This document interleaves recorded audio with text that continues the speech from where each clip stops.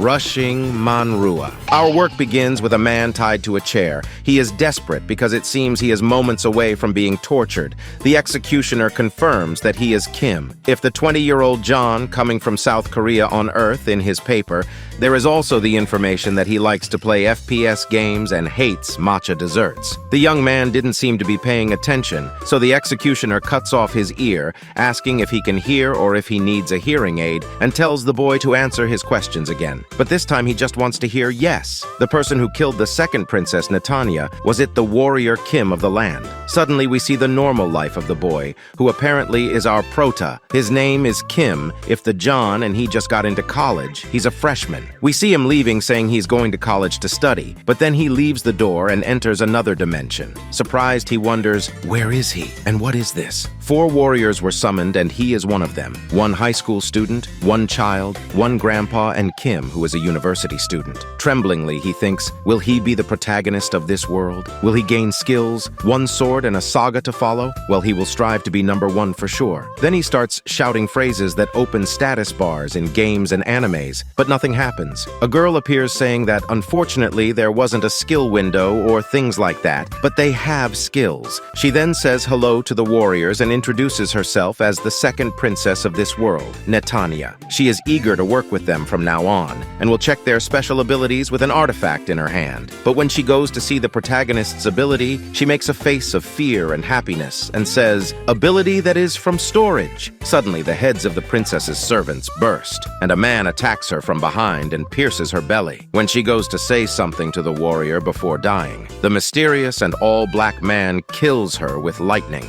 and then touches the prota, who becomes unconscious. 5 seconds to like and subscribe, or 10 years of bad luck.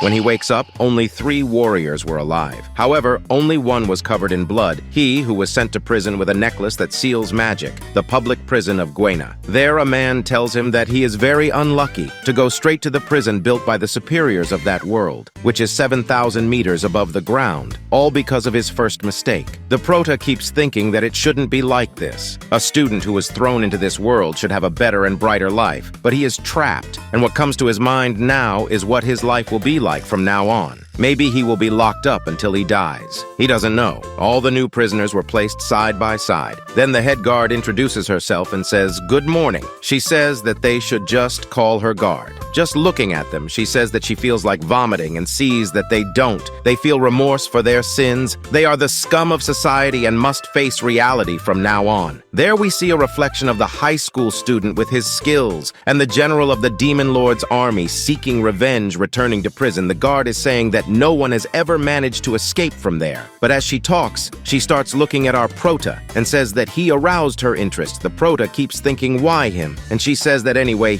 you mustn't mess with her or else she might kill you. Meanwhile, one of the prisoners starts to look at him with an ugly face, and she tells him to speak, but what he says is that she is retarded. And at the same moment, the guard coldly kills him. She says that she forgot to say that she is the chief guard and was appointed because she was the strongest. So it would be better for the prisoners if they lived peacefully without disturbing them, especially because she thinks they don't want to die like that. Then we return to the torture, and we see the executioner saying that he must start by admitting the offense he committed, and that he believes that now the prota can hear much better. His answer must certainly be a yes. Again, the executioner asks the question if he was the one who killed the second princess, Netanya, and we see that the head guard is following the torture and saying that it seems like he doesn't want to admit his mistakes. She says that the hallucination ability is certainly working, and wonders if he doesn't admit it because he has great mental strength, or Duna the prota shouts saying that he is not guilty over and over again and the magic is broken. When this happens, he realizes that he has his fingers and his ear again. Could this be his ability to heal himself? But the guard says that they were actually using a hallucination ability on him. She is very surprised that he managed to free himself, and she doesn't think he has a normal ability, the ability of storage.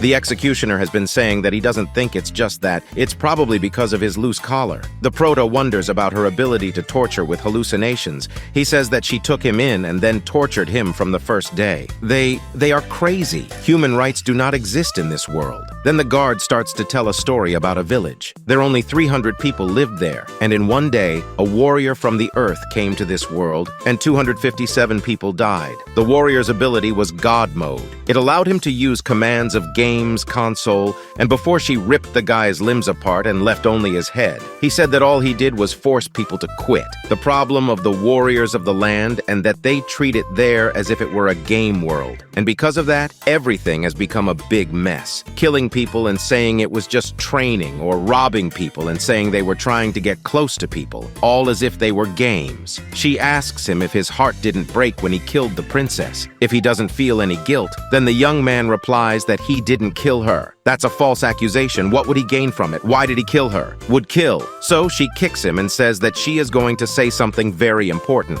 and he must pay attention. The most important thing in Guina is that the prisoner has to admit his mistake.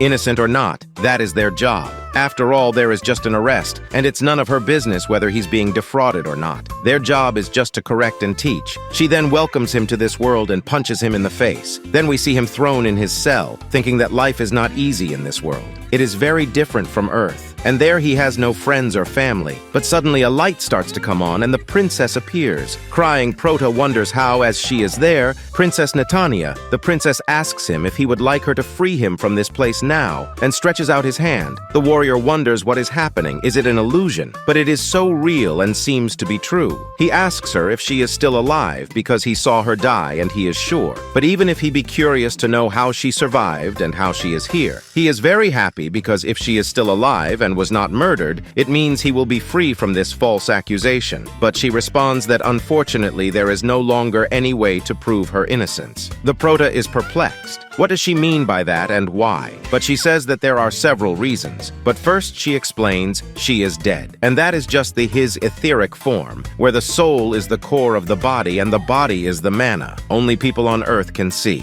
The princess does not have enough mana to use her abilities. But the most important thing is for him to remember the real culprit. However, he doesn't remember the face of the real culprit. It's as if a part of that memory had been cut off. The princess says that the killer infiltrated and broke the security of the nation's most important building, murdered her, managed to escape, and blamed him for all. The Prota keeps thinking about what his actions would be because he can't do anything, how he could escape, what he should do.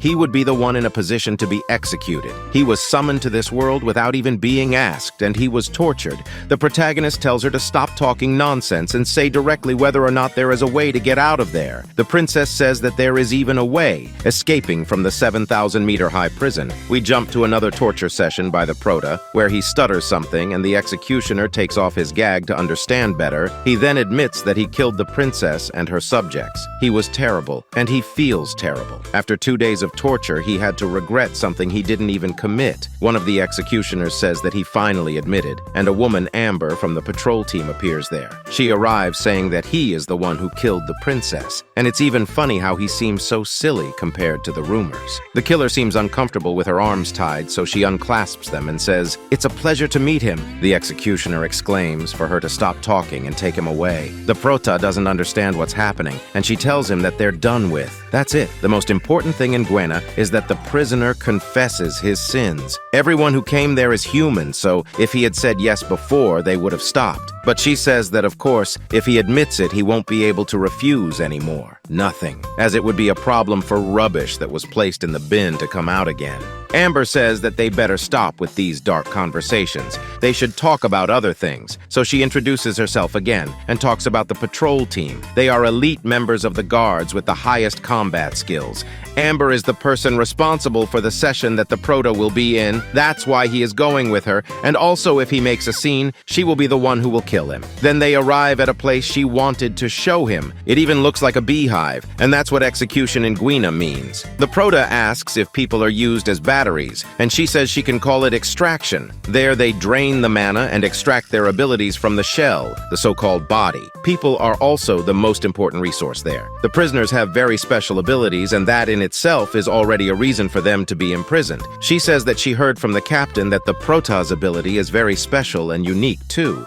So it can be said that she is saying this to him just because she is kind. We cut again to the boy talking to the princess. She asks him what his plan is now, but he still wants to know if there is no other way. According to her, the death penalty is still certain, and as he is from the land, a lawyer to defend him is out of the question. The young man says that it is still impossible to escape. How would he be able to escape from there? So the princess says that she will tell him something to motivate him. She also says that when he came to this world, time on Earth was not stopped. So if it's been a month since he came, it's been a month on Earth too. She asks if her friends and family wouldn't look for him. Then he explodes and says that she was the one who summoned him, and she goes to sit there without doing anything. The princess mysteriously tells him that the answers are already there. He can give up and rot in prison or escape and return to Earth. But if he decides to escape, she will help him. The protagonist understands and says no. He doesn't trust her at all, but he decides to escape this world, and she praises him for his wise decision.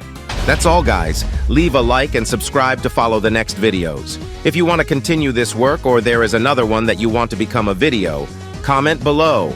Bye!